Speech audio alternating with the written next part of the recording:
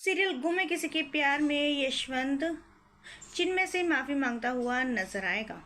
यशवंत चिन्मय से कहेगा कि चीनू मुझे माफ़ कर दो, मैंने तुम्हारे साथ बहुत कुछ गलत किया है।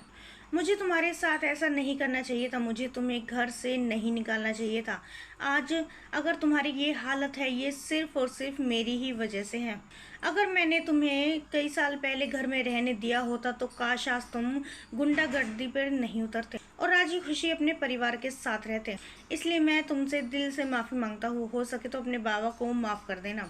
चिन्मय कहता है कि बाबा, अब माफ़ी मांगने से क्या होगा? बरसों साल पहले तो आपने मुझ में से और ईशान में से सिर्फ अपने ईशान को चुना था और मुझे घर से निकाल दिया था। क्या वो जो बरसों साल पहले घाव मेरे दिल पर लगे थे, क्या वो भर जाएंगे? आपके माफ़ी मांगने से क्या सब कुछ ठीक हो जाएगा? अब पहले जैसा कुछ भी नहीं रहा बाबा। पहले जो हुआ सो हुआ, जो आपने किया सो किया, लेकिन अब वो होगा जो सिर्फ मैं चाहता हूँ। वहीं सुरेखा चिन्मय से कहती है कि चीनू, तेरे बाबा तुझसे माफ़ी मांग रहे हैं।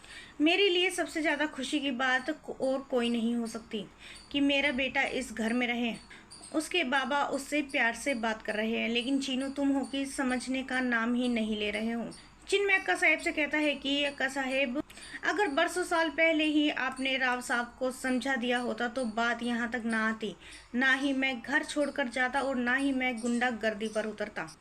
आपने और राव साहब ने मिलकर बरसों साल पहले ये फैसला लिया था कि मैं इस घर में नहीं रहूँगा, लेकिन अब फैसला लेने की बारी मेरी है। अब फैसला मैं लूँगा कि मैं इस घर में रहूँगा या नहीं। मैं आपके कहने से इस घर में नहीं रहूँगा। मैंने आपको बताया था अक्का साहिब कि मैं इस घर में किस मकसद से आया हूँ। बस मैं अपना काम पूरा करूँगा और यहाँ से निकल जाऊँगा। और खबरदार, जो किसी ने भी मुझे रोकने की कोशिश की तो मैं नहीं रुकने वाला और ना ही मैं बदलूँगा। मैं जैसा हूँ मैं वैसा ही रहूँगा।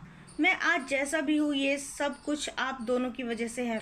आप दोनों ने मुझे इतना परेशान किया, मुझसे अपनी सगी औलाद से बढ़कर इस ईशान को माना। इस ईशान के लिए इसकी आय को इससे दूर कर दिया, इसकी आय को घर से निकाल दिया आप लोगों ने, सिर्फ और सिर्फ ईशान के लिए। तो अब रहिए ईशान के साथ, अब आपको मुझसे क्या लेना देना। वेल दोस्तों, क्या लगता है आपको? क्या चिन्मय सब कुछ सारी पुरानी बातों को भुलाकर आ जाएगा हमेशा के लिए भोसले निवास में अपने आई बाबा के साथ? हमें अपनी राय कमेंट्स में ज़रूर बताइएगा और नहीं किया है चैनल को सब्सक्राइब तो जल्दी से कर ले, जिससे सीरियल से जुड़ी सारी अपडेट हम आप तक लेकर पहुँचे सबसे पहले।